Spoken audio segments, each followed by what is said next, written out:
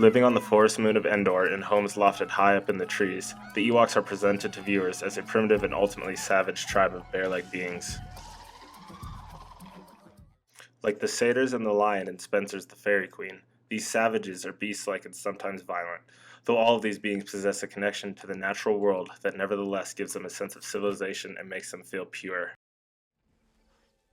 As their homes, day-to-day happenings, and lives in general all can be found among the dense trees populating Endor, one can see that the Ewoks have a profound connection with the natural world around them, a connection that ultimately lends the bear-like beings a sense of purity.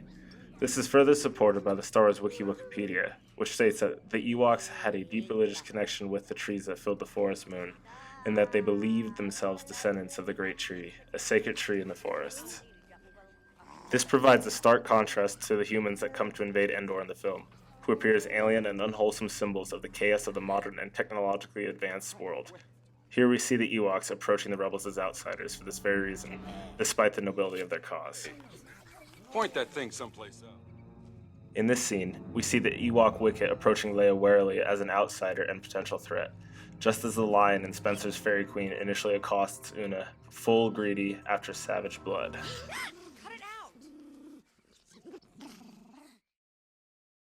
In both cases, the savagery of both Wicket and the lion take the forefront in the presence of a human outsider in the natural world. However, in this scene, the viewer sees Wicket recognize a sense of purity in Leia, ultimately befriending her as a kind of natural guardian, just as the lion abandons his savage tendencies to become the strong guard of her chaste person and faithful mate in Spencer's Fairy Queen. Just as Wicket takes Leia by the hand and leads her to safety in the previous clip, so too does the lion lead Una on a safe path and act as her savage but ultimately pure natural protector, as seen in this picture.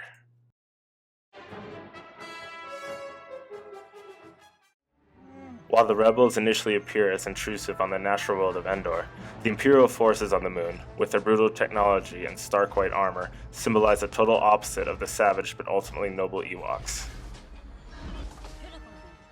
While the Ewoks are for all intents and purposes primitive savages, the sheer barbarism and brutality caused by the Imperials and the destructive technology they possess mark them as far more savage than the bear-like tribesmen.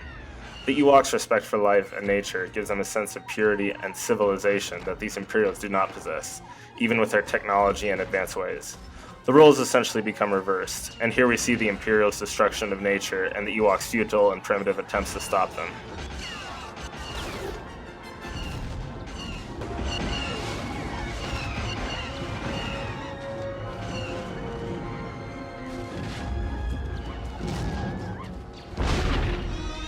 In this clip, we see the Imperials strike down and kill an Ewok with their highly advanced but ultimately savage lasers, a brutal disregard for nature and its inhabitants that is starkly reminiscent of Sans Loy's selfish slaying of Una's lion in The Fairy Queen.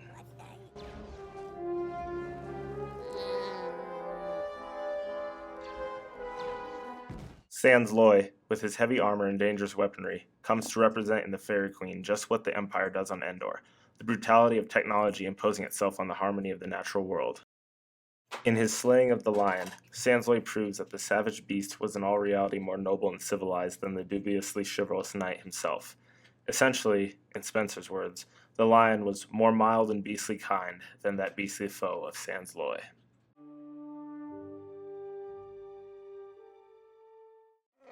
Oh, my head!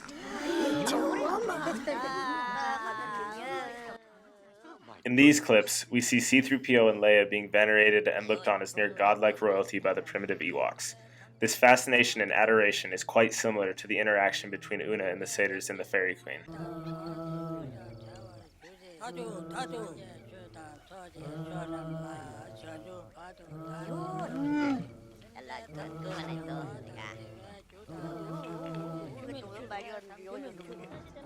Just as the Ewoks treat Leia like a princess, the satyrs to Una do kiss her feet and fawn on her with countenance fain, while the Ewoks treat C-3PO as a god, just as the satyrs worship Una as goddess of the wood. Darth Vader!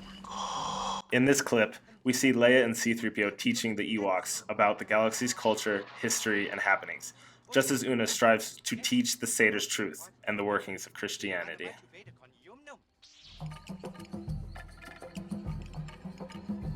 While the Ewoks' interactions with Leia and C-3PO break ground in developing connection and trust between the rebels, the noble savages do not fully look at the rebels as pure until Luke displays his power with the Force. A spiritual connection with natural forces in its own right, this usage of the Force finally allows the Ewoks to realize that the rebels share a similar harmony with nature and respect for life. With Wicket proclaiming in the Star Wars novel that these rebels are like the Ewoks, who are like the leaves, so we must help our leaf brothers, these rebels. It is here that the alliance between the Ewoks and rebels is truly formed.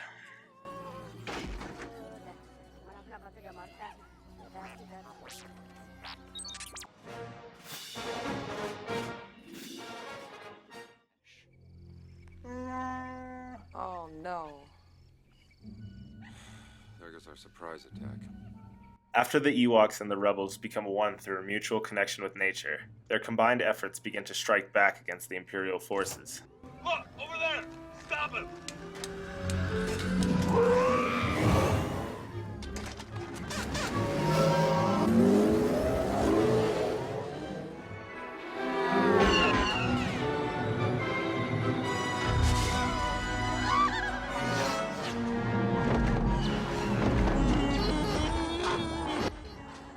Through utilizing the forces of nature and physics of the natural world, we see the Ewoks and rebels destroy the mechanized terrors imposed upon the Force by the Empire, ultimately ensuring the safety and harmony of the Ewoks and their trees on Endor.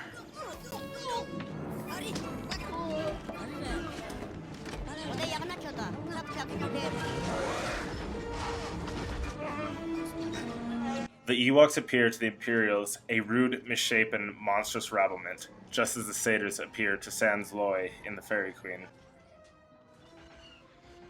In defeating the Imperials, the Ewoks and the rebels rid the natural world of the dark shadow of the Imperials, just as Sans Loy got his ready steed and fast away gone ride at the sight of the satyrs.